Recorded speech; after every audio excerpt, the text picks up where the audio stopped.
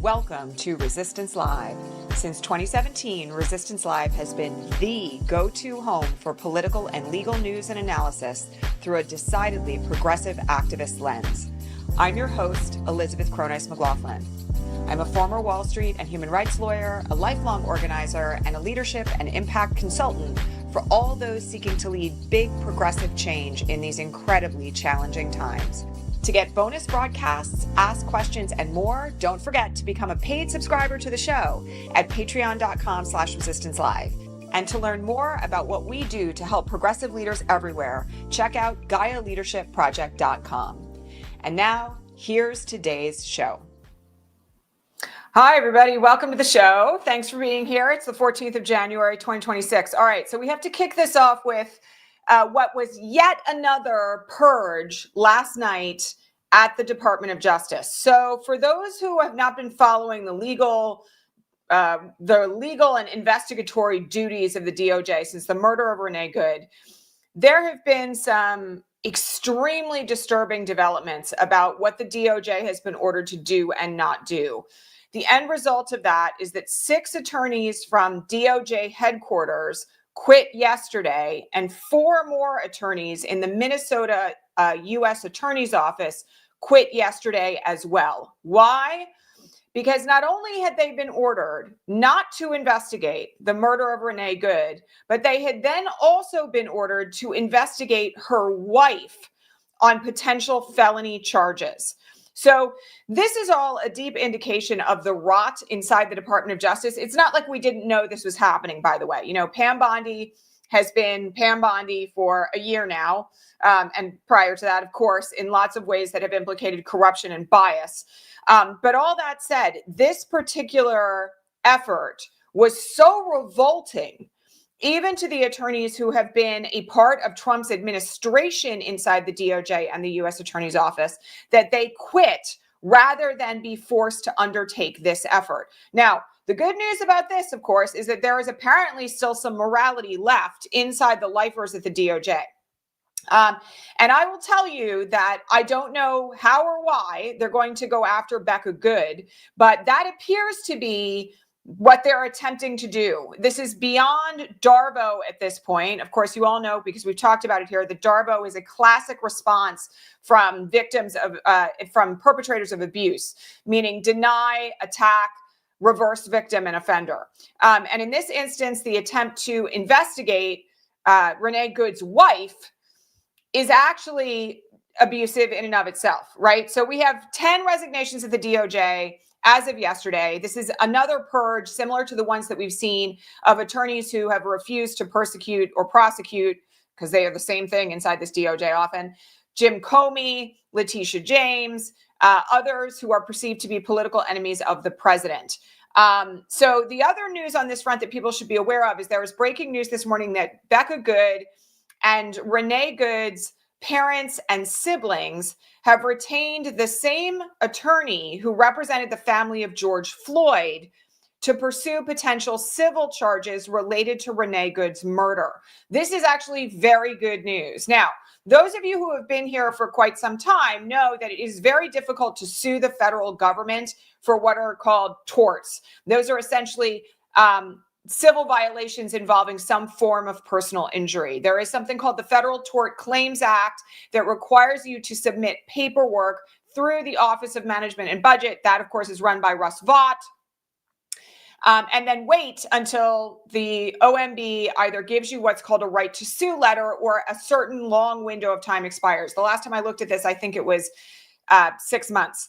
But in any event, they may nonetheless try to pursue individual civil claims against Jonathan Ross, the ICE agent that we know was involved in murdering Renee Good, or against other officers who were present on the scene, or for that matter, there may be an effort to sue Trump officials in an individual capacity. Now, we've talked before about the fact that there can be qualified immunity for officers from civil suits. Okay, that is exactly what kind of suit this would be.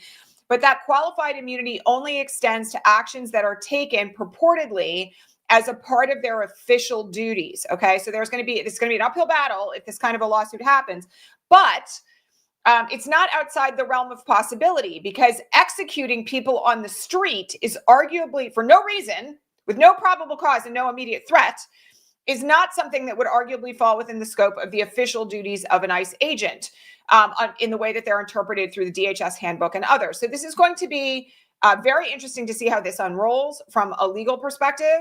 But I was very pleased to see that, honestly, her family had retained that same lawyer, who, of course, sued the Minneapolis Police Department, because qualified immunity does not generally extend in every instance to state-based law enforcement. Okay, so this, of course, is very important. And you know, I'll just to circle back for a minute to the DOJ resignations, I do want to point something out to people. Okay, and this is something really important to think about when you respond to a situation like this. Okay. Attorneys have ethical duties that if violated, will get you disbarred. Okay. Those ethical duties include things like federal rules that say that if you submit paperwork to a court that you know is without merit, you can not only be sanctioned, but you can be referred to bar associations to be disbarred. So for folks who are out there saying they shouldn't have quit, one of the things that we have to remember here, in addition to what I would argue are the fundamental moral responsibilities to quit rather than do something like that, or be ordered to do something like that, or tacitly endorse something like that by staying put, you also have to consider that their entire careers will be on the line if they follow the instructions of Pam Bondi and senior DOJ leadership here. I completely get why they quit. I actually support them quitting. Because the flip side of this is that we know that in instances where this DOJ has attempted to indict prosecutors, protesters rather, has sometimes taken them to trial, like the sandwich guy in DC, they have absolutely fallen flat on their faces. But you know who that redounds to? The people who have stayed put and taken orders, rather than people who, like, you know, have said, this is a line too far and I will not do it. Okay.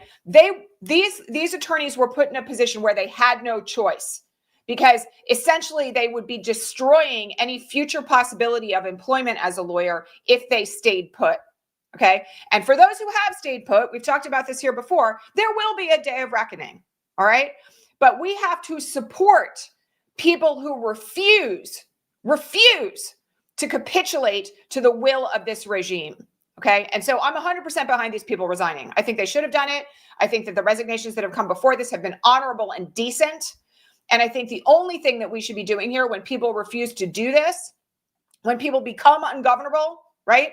Rather than worry about my job security or the money that is supporting my family, I am taking a moral and an ethical stand by refusing to participate in this. Those people deserve nothing but our praise. So that's my 2 cents on that today. All right. I want to talk for a second about something that is happening today. Now, I'm assuming there is going to be live reporting on this, but as we discussed yesterday, Minnesota and Illinois have filed lawsuits against the regime, and including Kristi Noem, the Department of Justice, DHS, ICE, CBP, asserting very robust violations of law in the invasions into Minneapolis, Chicago, and surrounding territories by CBP and ICE. And they have sought preliminary and permanent injunctive relief, meaning orders essentially from courts that ICE and CBP have been unlawfully deployed and must leave. Fundamentally, that is what they are asking for. Now, I know there is a certain reporter on CNN who is almost always wrong on his legal analysis, who this morning is claiming that there is no merit to these lawsuits. That is horseshit. Like, I just want to make this really clear. This is one reason why you have to know the reporters that are talking. Okay. You have to. And this particular reporter has been wrong on the law a lot, like more often than not. All right. So one of the things that I want people to remember here is that as we went through yesterday, and you can go back and watch yesterday's broadcast if you would care to, when I went through all the charges that are inside both the Chicago and the Minnesota complaints, that there are very specific, incredibly detailed violations of law alleged here. 80 pages in the Illinois complaint, 98 pages in the Minnesota complaint. These are not shoddy claims. So today, inside a courthouse in Minneapolis, there is an emergency hearing on the Minnesota complaint. And this is the one that I will just say for everyone, is going to set the stage for what happens next with regard to these ICE invasions. This is an incredibly important hearing. And if Minnesota, as I suspect will be the case, and I will remind you all that Minneapolis and St. Paul as cities have also joined as plaintiffs in this case. If the plaintiffs walk out of court today with a preliminary injunction ordering ICE out of their cities, what happens next, and that order itself will be historic, okay? If they get an order that this deployment, this invasion is unlawful, that it has violated ultra vires, as we talked about yesterday, the doctrine that says there has to be congressional approval for actions taken outside the scope of your authority, which is exactly what ICE and CBP has done. If they get a ruling that the Administrative Procedures Act under federal law has been violated by all these inappropriate and illegal actions that they've taken, right? Things like, hiding their faces, things like refusing to be badged up, things like hiding their license plates, right? Things like the murder of Renee Good, okay? If they walk out of court with an order that the 10th Amendment, that allows, by the way, Minnesota and every other state to be responsible for their own law enforcement, has been violated by the invasion of ICE, everything changes. And the next question is whether or not ICE and CBP are going to comply with the order. Because this is a very dangerous and precarious moment. As everybody knows now, there are 2,000 ICE and CBP officers on the ground in Minneapolis, a city of 430,000 people, where ordinarily the police force is about 300. There's no question that this is a total invasion of the city, right? In addition to that, I'm just going to point out, there's no question that no demand of help from the federal government was asked for by the governor or the mayors of either of those two cities. If they walk out of court with a preliminary injunction today, the next things that happen are going to be a deep predictor of where we sit as a nation. And so I very much want people to be aware that the effort to fight back in Minneapolis and also in Chicago, of course, and also in St. Paul and in the surrounding areas, continues. And it's part of it is legal. Much of it is on the streets. Okay. The footage, by the way, out of what was happening outside the Whipple Detention Center last night in Minneapolis is abhorrent. If you have not seen it, there was a protester who was shot at close range by what was essentially supposed to be a non-lethal. I'm going to remind everybody, non-lethals can kill people. They're not bullets, but they're projectiles that literally can take people's lives. And had shrapnel in his neck, 7 millimeters from his carotid artery, and shrapnel in his eye. And ICE officers mocked him, refused to help him. He was unresponsive and they wouldn't get him medical care. They were mocking him and saying, "You're going to lose your eye," while he's bleeding out on the ground. This is where we are. All right. And, one of the things that people need to understand here is that it is an incredibly dire situation. It is worse than what you are seeing on social media by a long shot. I spoke yesterday to one of our clients who is in Minneapolis, and the things that are happening, even as they are bleeding into the Minneapolis suburbs, are disgusting. We're way over the line. And I know everybody knows that, but it is getting worse and worse every day. This is a completely unhinged, unlimited paramilitary force that has descended on a U.S. city and is essentially torturing, harming, committing unjustified acts of violence, warrantless arrests, grabbing people out of their cars, smashing windows, cutting their seatbelts off, and arresting them even as they scream that they are U.S. citizens. They're arresting people when they're taking out their garbage. They're dragging teenagers out of Target. It is an unbelievable situation on the ground. So we need right now, not just for the courts to take action, but we also need to full stop support the protesters who are in the streets. These are incredibly brave people. Organization in Minneapolis has been impeccable. PTAs, parent groups are organizing escorts to elementary schools where they're being warned that chemical weapons are being deployed in front of elementary schools at the time of pickup. This is what's happening in a U.S. city. So what happens next at this point, right? If a court order comes down today and ICE refuses to leave, we'll see what happens next. Now, there were some questions on the feed this morning about the rollout of the National Guard, which of course is something that Tim Walz, as the governor of Minnesota, has suggested may be necessary to protect residents, whether they're citizens or not. Who gives a shit? To protect people from being kidnapped and brutalized by ICE.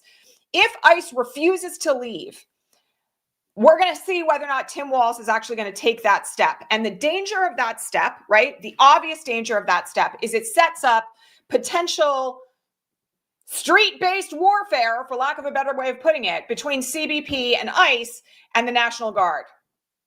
Again, you know, I have to just say something. Like, people knew how bad it could get, right? Kamala Harris, in advance of the 2024 election, like 10 days before, was like, Trump is going to turn military forces inside the United States against Americans. And that is exactly what has happened. All right. That's exactly what has happened. Somebody asked me on the question feed last night, like, do we have any reason to believe that civil war is in the offing? And again, I had a moment while I was laying in bed reading this where I was like, where do you think we are?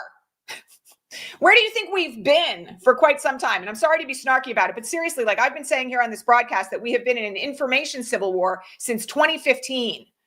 Now we are in a situation where we are seeing it come to manifest on the actual streets of the country. And I just have to say, you know, like, all power to the protesters in Minneapolis, all power to the residents of Minneapolis who are feeding their neighbors, who can't leave their homes, who are picking up prescriptions, who are offering to walk their dogs because people are getting picked up while walking their dogs. I mean, this is where we are. All right. This is where we are. So what happens today in this courtroom is absolutely something to watch. And what happens next is going to be really, really important. Okay. And, you know, I also have to say, 10 resignations at the DOJ in the space of a couple of hours is truly unprecedented. We've seen, you know, numbers that approach that for some of these political prosecutions. But this is a situation where the morality of it is so obvious that there is no reason why anybody wouldn't walk out for that, right? Okay, so I want to talk for a minute here just about what to do next, all right? Because I want to just reiterate something. I know that we have people in Minneapolis, by the way, on the feed. Shout out to all of you who are doing the work, sending you lots of love and moral support, and, you know, keep up all the good work. All right.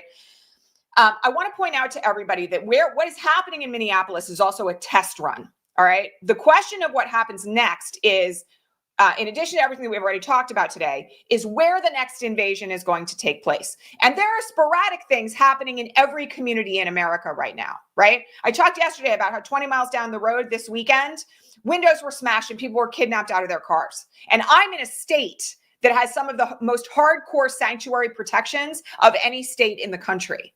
Okay. So the thing that I want people to think about right now is how you are going to get involved. All right. And we've talked about this a little bit on the broadcast, but this is a moment to really just do some direct instruction to all of you. All right.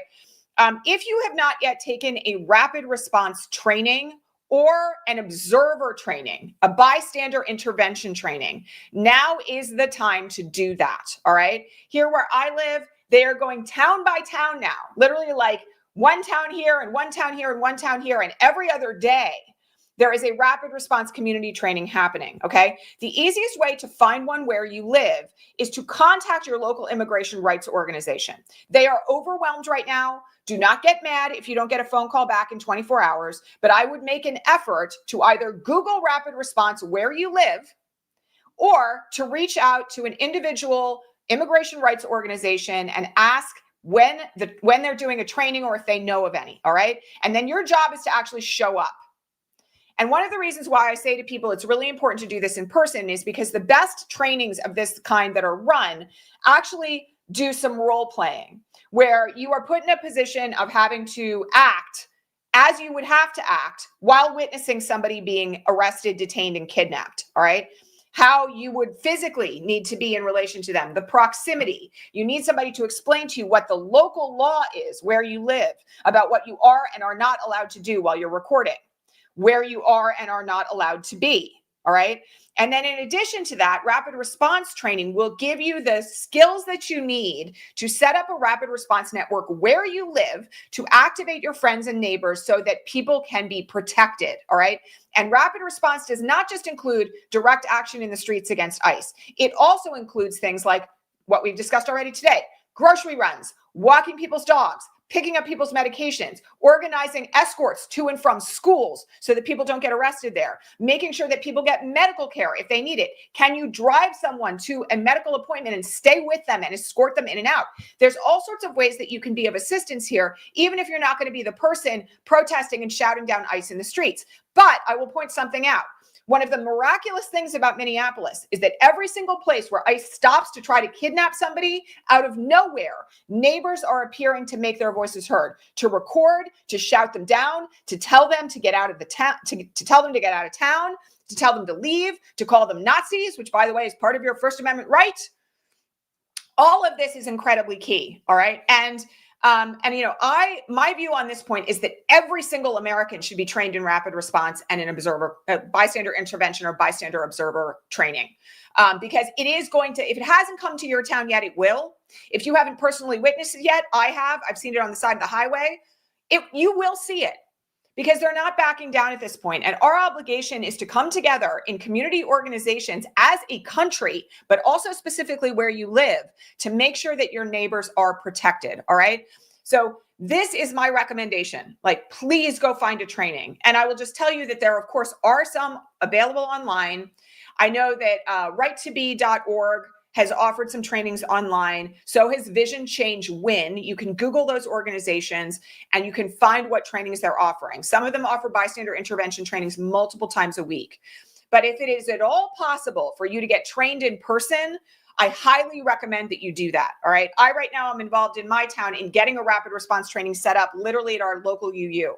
We're going to make an effort to do that in conjunction with other trainings that are happening in adjoining towns. All right. If you have the capacity to find someone who can train your community in rapid response, please find them a venue to do it and do it. You know, the ones that are around here are being held at public libraries. They're being held in faith institutions and in gymnasiums, right? Like, find a place to do it and get trained. All right. On that front, I also want to mention one other thing here. Okay. There's been a lot of reporting out of Minneapolis. I referred to this yesterday about the fact that the responses from everyone when organizers have said, will you help us, has been, yes, and what else can I do? Yes, and what happens when we get arrested? Yes, and I'm here and I will do whatever it takes, right? We need more of that, all right? And I have to say, you know, I have these moments where, you know, people ask me questions like, are protesters going to be charged with felonies? Yes. Does that mean it's going to be you? Not necessarily. But we're in a place right now where we have seen the DOJ weaponize the law against people who are simply exercising their First Amendment rights. Are they winning? No. Do those cases get dropped 99% of the time? Yes. But this is a situation where, once again, and I said this yesterday, I'm going to say it here again, you have to decide the kind of person that you're going to be, right? You have to decide if you're going to be the kind of person who stands up to this, or you're going to be the kind of person who cowers in fear. Now, again, that doesn't mean everybody has to be on the front lines. It doesn't mean everybody has to be protesting, but it does mean you have to pick a lane. It does mean that it is not optional any longer to sit on the sidelines in this country, scrolling social media and going, oh my God, it's so bad, without taking action. All right. Like, that moment passed a long, long time ago. All right. If it ever existed. In my book, it didn't. And so I do. Yes. Clinic. Thank you for mentioning this. Catholic Legal Immigration Network has rapid response materials on their website. Also, Northside One in Chicago has rapid response materials on their website that they used when they were mobilizing in Chicago. You can also go look at that. It's toolkits. It's how to set up a rapid response network. It's how to respond in various environments, schools, hospitals, churches. Make sure that you are using those resources also as you start to organize where you live. Okay. But please, please do not sit on the sidelines. Like, it's not like that moment is gone. All right. It's gone. Sitting on the sidelines right now, in my view, is like complicity. You have to get involved. And that includes, by the way, even if you're in a place where you think you're relatively safe. All right. On that front, I also want to mention one other thing here. Okay. One of the things that happens sometimes and this happened like during the George Floyd uprising and at other moments, that I have to admit I find very disturbing, is that I see white people worrying about being targeted, right? I, white person, want to know if I need to be carrying my passport down the street. Okay. I have to say something. Like, one of the things that is incredibly dangerous at this moment is centering yourself, if you are a person of privilege, when marginalized people are being kidnapped, deported, stuck in camps every single day. Okay. First and foremost, ICE doesn't give a shit whether or not you have the correct documentation on you. We have seen this over and over and over again, right? US citizens who are brown, who are Spanish speaking, who are black, giving over passports, handing over birth certificates, and having ICE go, we don't believe you. Okay. So you're not going to be safe if you're carrying your passport around anyway. But let me just say one other thing here. Okay. Part of what is happening is designed to make white people afraid, because the thing that they're the most worried about is white allyship. Like somebody pointed out yesterday, and I have to say this, okay? One of the reasons why it's Minneapolis, why Minneapolis is so much harder hit than Chicago was, and Chicago was really fucking bad, right? Why it's so bad in Minneapolis is because Minneapolis was ground zero for white allyship in the wake of the murder of George Floyd. And this regime knows, Stephen Miller knows, that if white people stand up and refuse, the regime is done. Okay? I mean, and I'm just saying this to everybody here who's having their own moment of oh, what happens if I get arrested? You as a white person are not the target. And I got to make this really clear. White fragility in the face of this will cost us lives. It will cost us lives. Okay? If you are a white person, you are not a target right now. There are a multitude of reports of this, by the way, in Minneapolis, where ICE rolls up on a public utility crew and they demand papers from all three of the brown workers, but they're not talking to the white guy. They're letting white people go. Even the white protesters that are being arrested are being released an hour later. Okay. So this is something that I really need to get through to people. Okay. There have been a lot of times over the course of the 9 years that I've been doing this where I've talked about leveraging your privilege, where I've talked about the importance of allyship and real allyship, not performative allyship, real allyship. Okay. What we need right now is more white people in the streets, more white men in the streets, particularly because white women are all over this. And we especially need people to understand that at a moment where marginalized people, already marginalized people, are being deeply targeted, worrying about ourselves is an act of privilege in and of itself, right? I hope everybody gets that, all right? This is a moment where everyone is afraid. You think you're afraid of getting picked up? Let me tell you what it's like to be a Latino person here on a work visa. So it's incredibly important that even if you're afraid, and who isn't right now? Do you guys think I'm not terrified? Of course I'm terrified. I'm out here as a public figure slamming the regime every single day. And I have kids, right? But we have to choose, right? Who we are going to be in the face of this. And that is especially important for white people. Really important at this moment to figure out, are you going to fall prey to what they want you to fall prey to, or will you refuse? All right. So ranty today. You guys know I get off on this, these tangents, but it's really important at this point to really get it through to people. Okay. You do not have to worry about carrying your passport if you are a white person, but you do have to worry about people you know and love being murdered. You do have to worry about people you know and love who have lived in this country for 25 years being deported to countries that they're not even from. You do have to worry about whether or not families are going to be separated and people will never see their parents again and children will be orphaned. That's where your focus must lie in this moment, right? Because anything else is going to give the regime what it wants. Okay. I want to talk about a couple of other things at this moment that are going on. Okay. Because the world doesn't stop. All right. Jack Smith is going to testify publicly on the 22nd of January in front of Congress. This news is developing. It broke this morning. And that is going to be a very important public hearing, because if you know anything about the closed door hearing that he gave in December, you know that he said beyond a reasonable doubt the president had committed multiple felonies in the wake of the 2020 election. So we are going to have another round of must-see TV, and you can rest assured that the president is going to do everything he can, and so will his people, to try to defer focus on that away to other things. All right.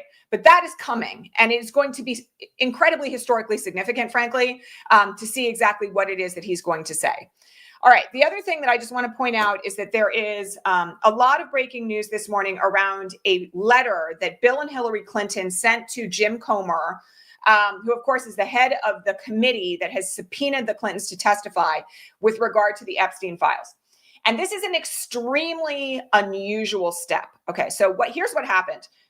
Bill and Hillary Clinton's lawyers sent a responsive letter to the committee saying that they would not comply with the subpoena for all sorts of legal reasons about its validity. And those legal reasons stand. But Bill and Hillary Clinton went even further, okay? And what they did was they wrote, I read it last night, what is fundamentally an absolutely scathing 4-page letter about the committee and the GOP's refusal to actually investigate the true collaborators with Jeffrey Epstein. Now, there are some interesting nuggets in this letter, okay? They characterize their knowledge of Epstein as really tiny. And, honestly, in the way that this is written and the fact that it's coming from both of them, I believe it. In essence, what they're representing is that, and, I've said it all over again, if Bill Clinton's in this, fine, let him fall, right? But they have described it in such a way that is really fascinating, especially when it's not coming from a lawyer. They're saying that they are the people with the least knowledge about the inner workings of Epstein's conspiracy, circle, and sex trafficking, while Comer and the committee are ignoring the people who know the most, right? They haven't subpoenaed Steve Bannon, who was Epstein's best friend for the last 5 years of his life. They haven't subpoenaed Donald Trump, who we all know was on that jet nonstop, partied with Epstein for years, right? They haven't subpoenaed Alan Dershowitz. They haven't subpoenaed various other political figures who were in his inner circle. They haven't talked to, the founder of Microsoft, the founder of Victoria's Secret, Elon Musk, right? All these other people who were hanging out with Jeffrey Epstein in the final years of his life. And the Clintons saying this, we know what you're doing. And on top of that, there's much more in there about all the ways in which the Congress is failing the American people, right? Failing us on healthcare, failing us on the social safety net, failing us on affordability, failing us on all sorts of things, ICE invading US cities, and you're focused on trying to get us in front of Congress to testify. It is a really calling them out on the absolute horseshit of these subpoenas and the way in which they're being used as a distraction. So I will just tell you that honestly, one of the things, so you can go read the letter, but one of the things that I will just say about this, which actually kind of made me laugh, is that it is so well written, so well articulated, that it truly puts to shame what the GOP is trying to do.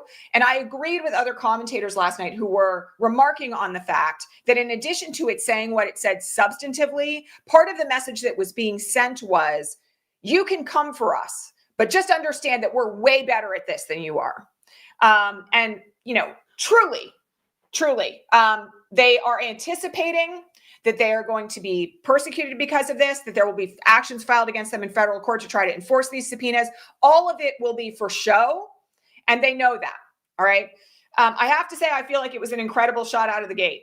And, we'll see what happens next, but they are, of course, waiting now to see what the committee is going to do. And we will probably have something akin to show trial escalation in an attempt to get the Clintons under oath. Far more important right now, just going to say it, to focus on Jack Smith's testimony coming up next week. All right. And also to keep in mind that, because I get asked about this every day, and I say the same thing every day over on the Patreon feed. So just to repeat it, Thomas Massie and Ro Khanna are seeking to have a special master appointed to review the Epstein documents. That is something, by the way, in the form of injunctive relief that can be asked for from a court. And it allows a third party, usually a very well-respected mediator, former judge, high-level attorney, to take on the role of reviewing the documents themselves to determine what should be released to comply with the law. So that is also underway. And we'll have to see what happens next on that front, all right? But I also have to just mention one thing here. And I know this goes without saying, but I'm going to say it anyway. We are at a point of dire crisis in this country, okay? And what is happening in Minneapolis, what is happening vis-a-vis Venezuela, where the entire government is collapsing and there are paramilitary forces on the streets, what's potentially happening with regard to Iran, where the U.S. today is ordering people, significant high-ranking people off of a military base, what's happening in relation to Greenland, okay? And, Trump saying we're going to take Greenland one way or another, and Denmark saying fuck you, we're with NATO. They didn't say it in that language, but that's essentially what the message is. None of this is a distraction. And I have to say this every time, okay? It's all awful. But what is happening in Minneapolis right now, is a breaking point for this country, okay? And I will just tell you all that if I only had to focus on one thing right now, which is of course not what my job is, but if I only had to focus on one thing, I would be focusing on how to support the people in Minneapolis who are fighting back and how to prepare my own community to resist in the event that the same thing happens here. That is where your largest degree of focus must go, okay? And the Epstein files will come at some point, probably pursuant to a court order. But if there's anything that is churning at you right now in terms of what you need to do, your focus should be on Minneapolis. All right, that's my 2 cents today, much longer 2 cents than usual. I care about you guys all so much. Please understand that if you are feeling overwhelmed by the news, it is totally okay to step away for a few hours or a day. It will all be there.